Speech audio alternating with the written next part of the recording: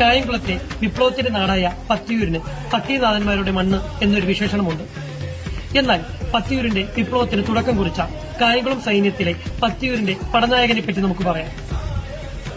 ഓണാട്ടരജനിൽ നിന്ന് പണിക്കർ പദവി ലഭിച്ച പത്തിയൂരിന്റെ പടനായകൻ മുതലശ്ശേരി പത്മനാഭ പണിക്കർ.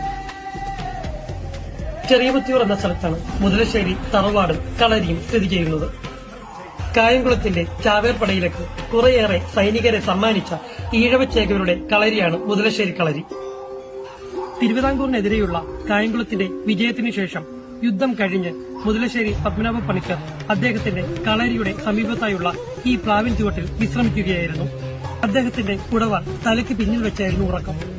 തിരുവിതാംകൂർ മാർത്താണ്ഡവർമ്മയുടെ ചതിപ്പടയുടെ പക്ഷം ചേർന്ന ഒരു ഒറ്റുകാരൻ അവിടെ എത്തി തലയുടെ പിന്നിൽ നിന്ന് ആ വാളൂരി അദ്ദേഹത്തെ അവിടെ വെച്ച് തന്നെ തലയറുത്തു വധിച്ചു.